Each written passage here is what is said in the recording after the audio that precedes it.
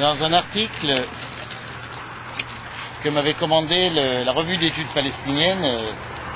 Mon ami Elias Ambar m'avait demandé d'écrire pendant le processus d'Oslo, en plein pendant le processus d'Oslo, sur la colonisation, qu'est-ce qui va se passer, etc.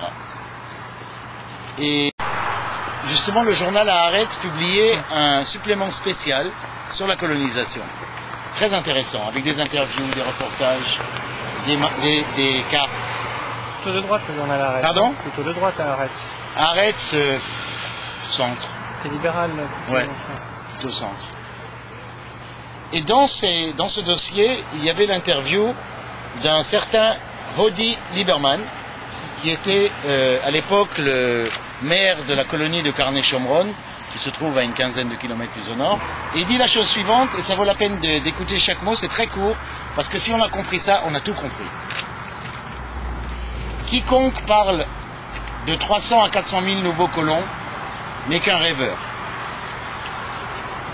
Notre objectif n'est pas démographique, mais spatial. Il est de garantir à la population juive de Judée et Samarie, c'est-à-dire aux colons, de garantir à la population juive de Judée et Samarie qu'ils ne vivent pas derrière des barbelés, mais dans une continuité de présence juive. Si l'on prend par exemple la région qui se trouve entre Jérusalem et Ofra, c'est ce qu'on a fait, mais vous le multipliez par 2 à peu près, on arrive vers Ofra, sur la même route. Si l'on prend par exemple la région qui se trouve entre Jérusalem et Ofra, et qu'on y ajoute, disons, une zone industrielle à l'entrée de la colonie Adam, bonjour, la voilà, et une station à essence à l'entrée de la route qui monte à Psagot, la voilà, on a alors un axe de continuité israélienne, pas forcément une nouvelle colonie. Autre exemple, dit-il, si l'on trace une petite route entre le bypass Ramallah, la route de contournement de Ramallah, qui est celle-là, et la colonie, et la colonie de Beth-El, on casse ainsi la continuité des 4 villages qui entourent Beth-El. Ce n'est plus Beth-El qui sera entouré, mais ce sera Bitin. Bitin, c'est un des 4 villages qui l'entourent. Et il conclut, je ne pense pas qu'il faille construire une colonie sur chaque colline.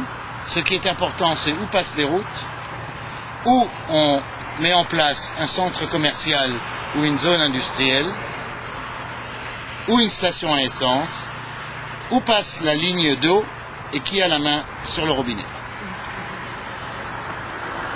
C'est tout le programme. C'est comment occuper l'espace, non pas par des gens, parce que la bataille démographique, et c'est important de le dire et de le répéter, la bataille démographique, les gens intelligents en Israël, ils n'y croient pas. Les empires ont été réversibles. Le Reich des 1000 ans a été réversible. La colonisation française en Afrique et en Algérie en particulier, qui s'est enracinée quand même, c'était pas une colonisation superficielle, elle était en profondeur, elle a été réversible. L'Empire romain a été réversible.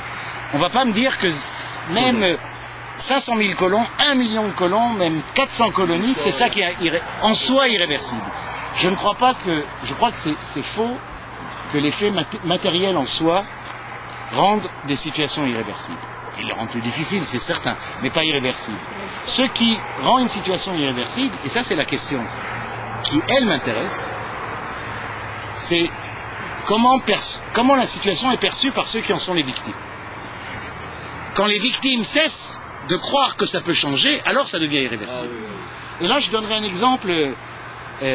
Si on prend les Palestiniens de Nazareth, de cette partie de la Galilée, qui ne devait pas être Israël, qui était exactement comme les territoires occupés, qui ont été annexés ou contrôlés par un gouvernement militaire, exactement comme en Cisjordanie. Dès le milieu des années 50, dès 54, c'est-à-dire 6 ans plus tard, la population palestinienne concernée a cessé de combattre et de revendiquer la sécession, comme le demandent les Palestiniens. Mais ils sont passés à une revendication qui était originellement territoriale, à une revendication d'égalité des droits. Alors on est des citoyens, d'accord, on est en Israël, ça va, on a compris, on est israélien, on l'accepte, pas de gaieté de cœur, mais enfin on l'accepte, mais alors on demande l'égalité des droits. Et le discours est passé d'un discours spatial, dehors, à un discours sur l'égalité des droits. Compris, c'est cassez-vous de notre territoire. Laissez-nous la Cisjordanie et Gaza, on veut notre État. Après, il y a des projets à long terme, dans le cadre d'une Palestine historique, mais la revendication politique et ce qui est le drapeau des mobilisations populaires, depuis 42 ans, sans interruption, parfois avec l'espoir de l'obtenir relativement rapidement, c'était les années 90, aujourd'hui avec plus de fatigue, je sais pas comment dire, lassitude, et surtout un sentiment que c'est pas pour maintenant. C'est-à-dire les rythmes ont changé. La période Arafat, surtout la période d'Oslo, c'est une période où on croit que la solution, elle est tout de suite. Tout de suite, c'est-à-dire dans la génération présente. 10 ans. Alors que maintenant, les gens se reprojettent dans un long terme avec des questions énormes. Comme le veut Israël.